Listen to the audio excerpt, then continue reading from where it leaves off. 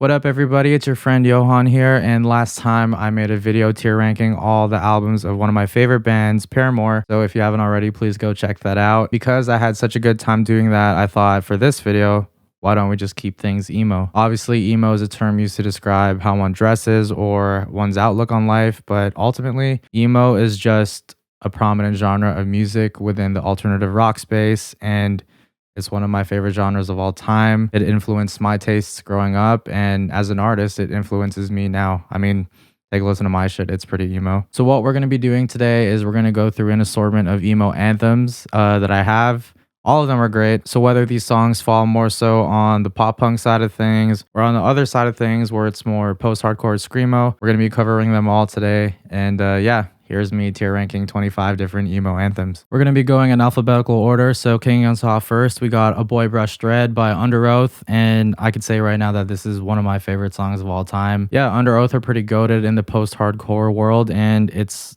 not that hard to see why. I mean, with this song, A Boy Brushed Red in particular, you know, the vocal duo that is, you know, Spencer and Aaron, they just kick ass. And yeah, I could spend so much time talking about Under Oath, but we got more songs to go through. So easy pick for me. A Boy Brushed Red is like one of my favorites of all time. Following that, we got Back and to the Left by Texas Is the Reason. And this is probably the most underrated thing here so far. I've always felt that, like, you know, this song, this album, and just this band, Texas Is the Reason altogether, they never got the recognition that they deserved, yet their influence is so big, yet so silent at the same time. Yeah, more people should just listen to it. That's why I think it's underrated. Following that is another underrated pick, and that is Constant Headache by Joyce Manor. I was put on to Joyce Manor by my boys in Vacant Space. Shout out Vacant Space. Basically, my first ever show, we needed like 2 covers to be put in our set, and Vacant Space, who were my backing band for this show,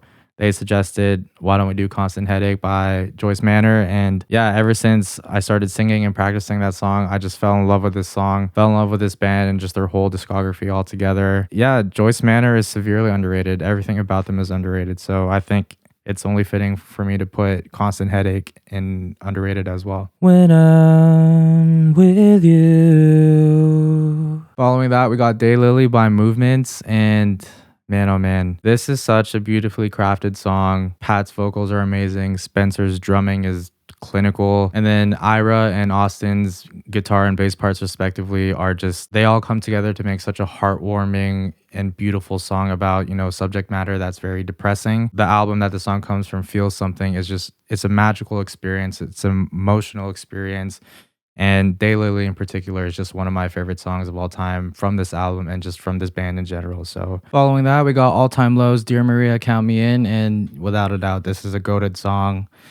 I don't know what else to say other than the fact that I'm happy that the guys re-recorded this song just because it just now sounds 10 times better. Following that, we got another banger. We got Face Down by Red Jumpsuit Apparatus. This also happens to be one of my favorites. Red Jumpsuit, I've always felt, is one of those bands where their songs kind of like outshine them. Because I'm sure like most people I talk to who don't really necessarily like listen to this kind of music, they will almost always know the song Face Down, even word for word, but they can never tell you like who it's by. And yeah, that just goes to show the power of like writing a song that's like super influential, super awesome, and just a song that stands the test of time. And following that, we got Fall For You by Secondhand Serenade. And yeah, this thing's kind of overrated. Aside from singing this song out loud in public in like a meme-ish kind of way, I don't know if this would actually be my cup of tea. And I'm gonna say the same thing about the next song on this list, and that is The Great Escape by Boys Like Girls. Yeah, I don't know, I've never been that big of a Boys Like Girls fan. I mean, no disrespect to them, I don't think their music is bad in any way, it never really clicked with me. I guess for the purpose of this list, I'm just gonna toss this right beside Secondhand Serenade in the overrated tier. Up next, we got Hold On Till May by Pierce the Veil. Hold On Till May is probably Pierce the Veil's greatest song. It's just one of those songs that whenever I hear it, especially that opening guitar riff, that da-na-na-na, I get super elated. It's most definitely my favorite song from Pierce the Veil, and like I said earlier, it's their best song in my opinion. In many circles, Sunny Day Real Estate are considered to be the greatest emo band of all time, but yet still somehow to remain severely underrated. I mean, I don't know, maybe it's because the band really didn't last that long, considering I guess like Nate Mendel and Will Goldsmith ended up joining the Foo Fighters after that. But yeah, Sunny Day is just one of those bands that have so much influence, they have so much stomping power, and yet they've been eclipsed by like bands who came after them. See, as fun as this song is,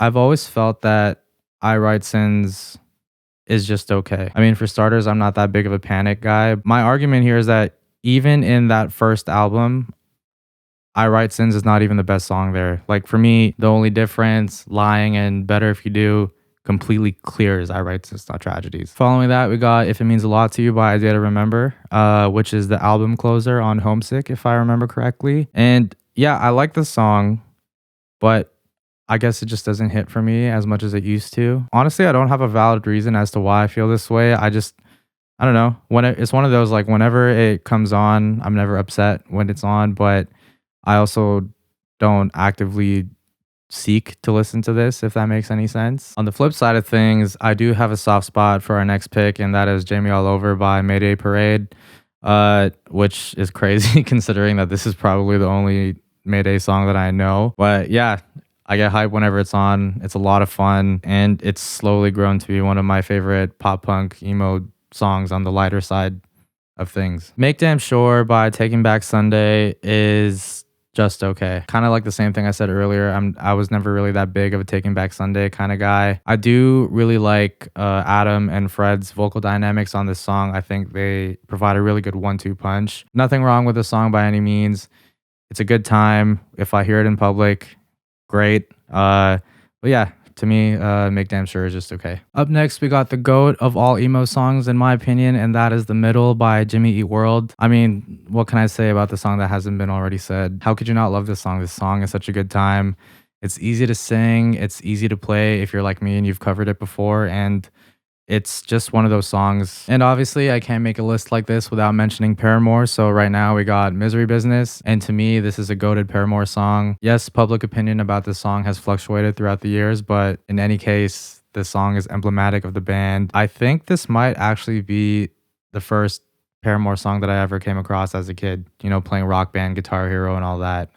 So yeah, how could I not think this is a goated Paramore song? Up next, we got Never Meant by American Football. And this is very sacred to many people, but unfortunately, I'm not one of those people. I don't know what it is. I think, honestly, it's just I'm not that big of a Midwestern emo kind of guy. I mean, don't get me wrong, the guitar playing is iconic and pretty, but I don't know, just this thing was never meant for me. And I also feel the same way about our next pick, and that is Ocean Avenue by Yellowcard. Growing up, I was like the biggest Yellowcard fan, but like, you know, the older you get, the more developed your tastes get, and just different bands hit your orbit. So for me, Yellowcard kind of just fell to the wayside a little bit, but I'm super stoked that there's a resurgence happening for them again. That's awesome. And following that, we got 7 Years by Seosin. Seosin is slowly becoming one of my favorite bands ever. And though I'm very much a Cove Reaper era kind of guy when it comes to this band, just because that self-titled album is so important to me, 7 Years is still a goated emo song, especially when it comes to the post-hardcore side of things. It really doesn't matter if it's Anthony or Cove singing this song. This song slaps. I have no notes. And following Seosin, we got another band that's slowly becoming one of my favorites, and that is Thrice and their song Silhouette. Yeah, this song is slowly becoming one of my favorites. It's probably my favorite off that album, The Artist in the Ambulance. I love Dustin's vocal performance. I love how he switches from clean to dirty so easily. And same thing goes for the guitars. I love how hard-hitting the riffs are,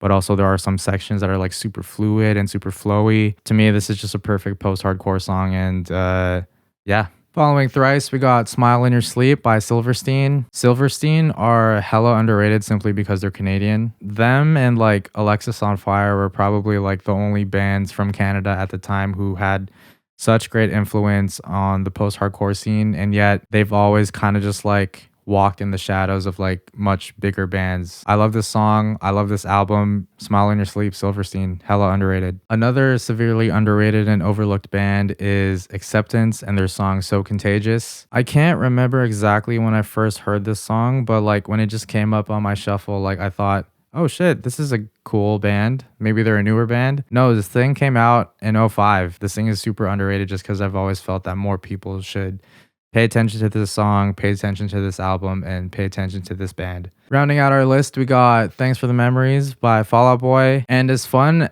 as this song is, as fun as the music video is, to me, this thing is also just simply okay. As emblematic as it is for Fall Out Boy and just for the emo scene altogether, I've always just never clicked with this one as much as the other songs that we have on this list. And finally, to end this thing, we got the national anthem of emo music, and that is Welcome to the Black Parade by My Chemical Romance, and I'm just gonna toss this up into the tier that it deserves. There we have it, guys. That was me ripping through 25 different emo anthems. Obviously, there are some that have been left off of this list, so if you want me to do a part 2, let me know. And yeah, I'll see you guys in the next one.